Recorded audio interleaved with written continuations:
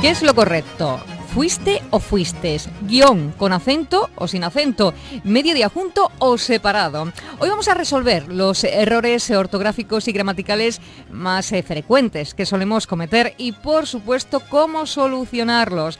Vamos a hablar de ello con José Carlos Aranda, que es doctor en Filología Hispánica y profesor de Lengua Española y Literatura. Ha publicado Ortografía Fácil, 99 soluciones para tus dudas ortográficas y de redacción más habituales. José Carlos, muy buenas tardes. Muy buenas tardes, Carmen. De nuevo, encantada de hablar con usted. La última vez fue además también con un libro donde nos recomendaba cómo se podía escribir bien, sobre todo para los internautas, el tema de manual de redacción para profesionales e internautas. Sí, fue además un libro y es un libro que me ha dado muchísimas alegrías. Yo espero que este también y que tenga la misma aceptación. Alegrías, por favor. Quiero que lo comparta con los oyentes de Onda Cero. Ha recibido un premio, ¿no? No hace mucho, por ese libro. Por este en concreto no, pero por el manual de ortografía y redacción no es un premio, un reconocimiento de la Nación de Colombia como uno de los 7 mejores manuales de ortografía escritos en lengua castellana, lo cual, oye, no tengo ni tíos, ni primos, ni tío enchufado. Bueno, por favor. Bueno, pues un premio personal, claro que sí, es ese un reconocimiento. Sí, uno de los manuales imprescindibles en las bibliotecas, sí. José Carlos, este también tiene que serlo, ¿eh? Las redes sociales, el tema del Twitter, los mensajes a través del móvil, hace que se escriba más, pero también que se escriba peor, ¿no? Tiene su parte buena y su parte mala. Tiene su parte buena porque hubo un momento en que creíamos que íbamos hacia una comunicación oral y que la escritura estaba como desfasada. Y en cambio las redes sociales lo que han hecho ha sido la pujanza de la lengua escrita. Cada vez se escriben más mensajes, cada vez se escriben más blogs, cada vez hay más entradas. Y lo que sí hay es una contaminación de los registros lingüísticos, de la bilateralidad, ¿no? Del registro coloquial hacia lo que es una norma culta. Y esto es lo que hay que corregir. ¿Qué le parece ese lenguaje de los mensajes, el sustituir la Q por la K, ¿no? La Y por la Y, el que directamente por una Q? No es nada nuevo. Todo esto me parece útil y práctico. Útil y práctico porque hubo un momento en que los SMS dependía del número de caracteres para que te cobraran más o menos. Con lo cual, cuando mezclamos cuestiones económicas, la abreviación y las abreviaturas son imprescindibles. Aparte que son prácticas. Yo recuerdo que en mi época de estudiante, cuando tomábamos los apuntes a mano, utilizábamos con muchísima frecuencia las abreviaturas porque no había otra. El problema no es el usar las abreviaturas, sino en usar el registro adecuado en función de la situación de comunicación que estás produciendo y del interlocutor con quien estás hablando. Que salte este tipo de abreviaturas o errores ortográficos a una carta comercial o a un correo electrónico, por ejemplo, de trato profesional, pues no tiene cabida, porque además estamos ofreciendo una pésima imagen de nosotros mismos como personas y como empresa. Este tipo de el adecuar la lengua al registro idiomático y el recuperar el registro formal cuando éste es necesario. Yo insisto en que no hay que demonizar las abreviaturas ni las fórmulas de lenguaje que se utilizan en las redes sociales, pero sí el predicar que debemos ser muy cuidadosos a la hora de elegir el registro en función del interlocutor y del tono. Por ejemplo, un emoticón es maravilloso. Quien no ha pintado un corazón en su cuaderno, en sus apuntes. Ese es el antecedente del emoticón. Pero en una carta comercial acabar con un círculo y una sonrisa no tiene sentido porque es un trato profesional, ¿no? Este es un poco el espíritu de la obra.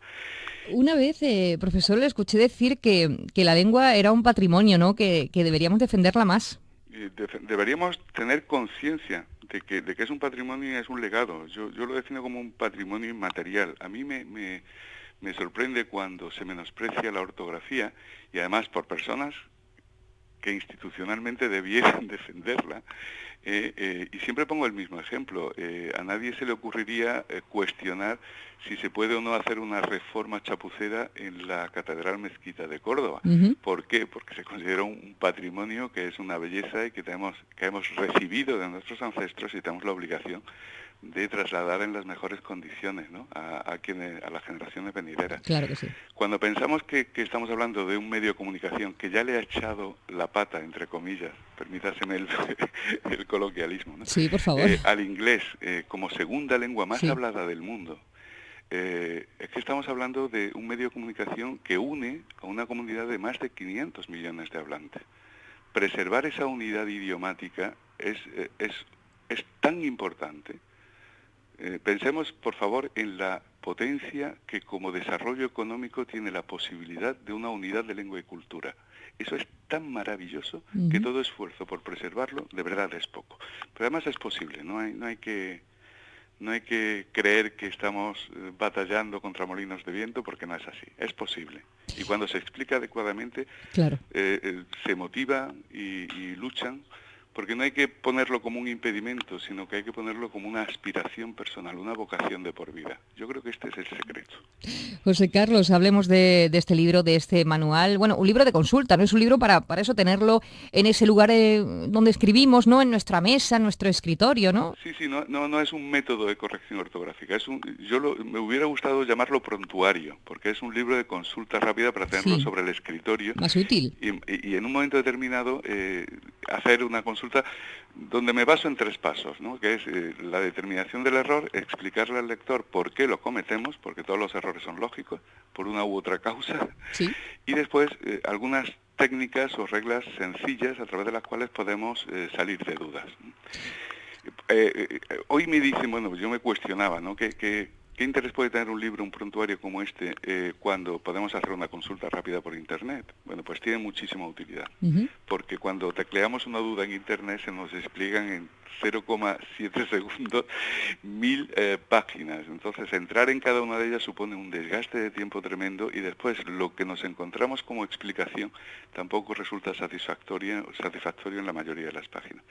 Tener este prontuario de una forma breve, sencilla, escueta, que podamos consultar, yo creo que va a ser muy práctico, muy útil, y así me lo están demostrando los lectores, que está teniendo una aceptación increíble, te digo. Carmen, yo estoy contentísimo. Estupendo. Además, si se entra en su página web, en su Facebook, vemos perfectamente cómo se lo dicen y cómo además le consultan sobre otras dudas. Hay 99 soluciones. ¿Por qué 99, profesor?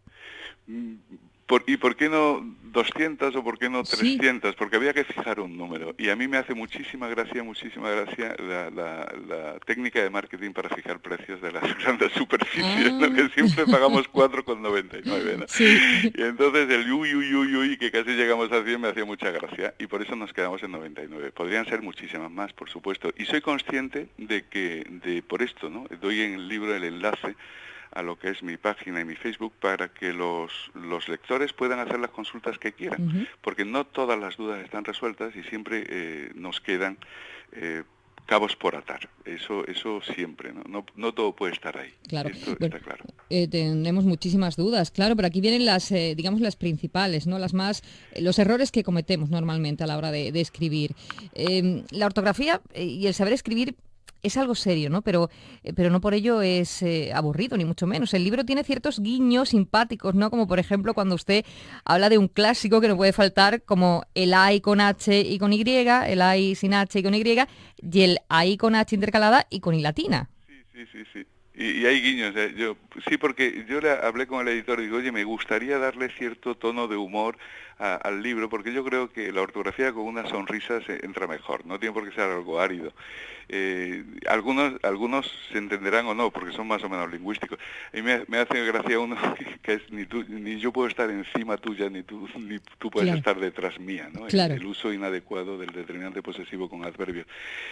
Pues esta frase se nos puede quedar fácilmente para recordar que es un uso anómalo y que debemos evitar, ¿no? O el caso del hasta, ¿no? Si a hasta con H le quitas la silla, que es la H, te quedas con el palo. Hasta sin H significa palo, ¿no? Palo o cuerno, ¿no? Pues estos guiños de humor, cuando decimos conyugué, que es un error bastante frecuente, el poner la U ahí en lugar de cónyuge, que es lo correcto, sería mejor juntitos que con una U en medio, ¿no? Pues este tipo de guiños humorísticos, yo creo que favorecen, ¿no? No, y se quedan, ¿eh? Y sobre todo a los niños se les queda perfectamente. Sí, hay que quitarle aridez a la ortografía, porque lo que hay que enseñar es que es una vocación. Todos lo hacemos bien y todos lo podemos hacer mejor. Y la ortografía yo creo que hay que enseñarla con una actitud frente a la vida y a nuestro trabajo, el adiestrarnos mentalmente en dar lo mejor de nosotros mismos en aquello que hacemos. El tema del punto y coma, esto del punto y coma, escuché no hace mucho que iba a desaparecer. No, en absoluto, y no puede desaparecer. Que no puede, ¿verdad? Además, sí. A mí el uso del punto y coma me llevó en el Manual de Ortografía y Redacción a elaborar una clasificación por categorías del uso de la coma. Y esto te lo explico muy rápidamente, ¿no? El punto y coma sustituye la coma en la separación entre oraciones cuando previa o posteriormente se han usado comas. Fíjate qué sencillo. Entonces, esa clasificación que se hizo en el Manual de Ortografía y Redacción clarificaba mucho la tipología de uso de comas y eso facilita al usuario enormemente el saber cuándo puede utilizar y no el punto y coma. Pero es necesario precisamente por esto, porque es una separación entre oraciones que marca una pausa mayor cuando ya han existido pausas en oraciones simples anteriores y posteriores, ¿no? Aquí normalmente cuando nos ponemos en la redacción a escribir algún texto, siempre unos a otros nos preguntamos, ¿esto cómo era? ¿Esto cómo era? Bueno, ahora yo, como voy a tener aquí este manual, voy a estar como una reina, por ejemplo. Y cuando decimos recibíais, esto es un triptongo, ¿esto dónde se acentúa? Esto en la I primera. En la I primera. Sí, que es donde se carga el tono de voz y donde lleva el acento, para marcar el hiato. Y en este caso en concreto, que es el hiato, la tilde es obligatoria. Ajá. Pero bueno, hay mucho... Carmen, yo me gustaría lanzar un mensaje, aprovechando que estoy contigo. Sí. Es que no hay que temerle a las dudas. Dudo hasta yo, que he escrito el libro.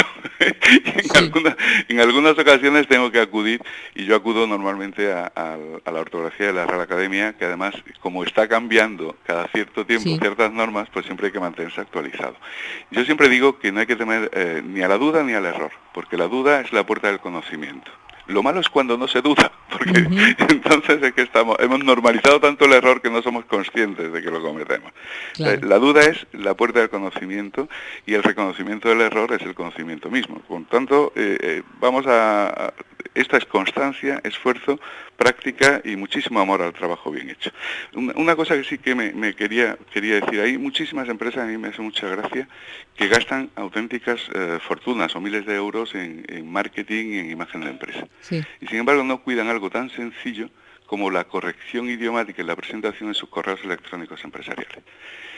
Y estamos ofreciendo una imagen de nosotros mismos, no solo ya como personas, sino también como empresa, como profesionales cuando escribimos un correo electrónico, sobre todo en este tipo. Por eso yo animo a los profesionales y a las empresas que luchen también por la defensa del idioma, de la corrección y que cuiden la imagen, que es muy importante, ¿no? José Carlos, no me lo puedo creer, mis compañeros por línea interna no paran de hacerme preguntas.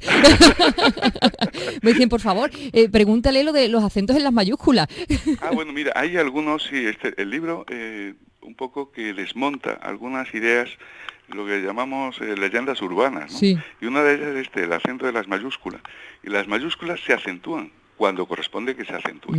Lo que ocurre es que durante muchos años, décadas, se utilizó sistemáticamente la máquina de escribir. Sí. En la máquina de escribir no se podía utilizar el acento en la mayúscula porque se sobreescribía en la mayúscula. Y a partir de ahí se extendió el bulo de que no se acentúan o era opcional el acento en la mayúscula. La Real Academia desde el 99 es categórica en este sentido. Nunca ha dado una norma en sentido contrario, por tanto es obligatorio el uso de la tilde en la mayúscula. Eso no, que no quepa ninguna duda. Otra leyenda urbana que voy a desmontar ya. Hubo una época muy larga además donde se dijo por activa y por pasiva que se había aceptado como norma culta la forma andé, andaste. No, es falso. La única forma correcta es anduve, y lo siento mucho, pero es la que hay. Pero es la que hay, es la que tenemos que utilizar. Bueno, errores también con el tema de los latinismos. En el libro también vienen algunos, ¿no?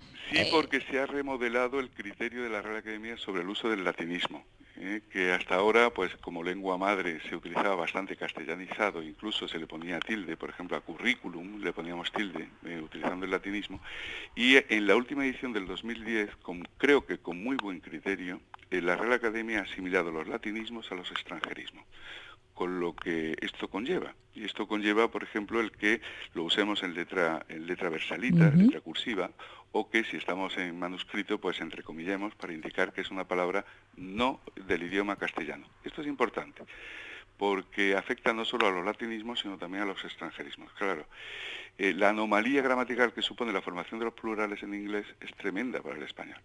Con lo cual, si nosotros entrecomillamos, le estamos comunicando al receptor que, ojo, estamos utilizando una forma de plural en la lengua origen, pero que no es española.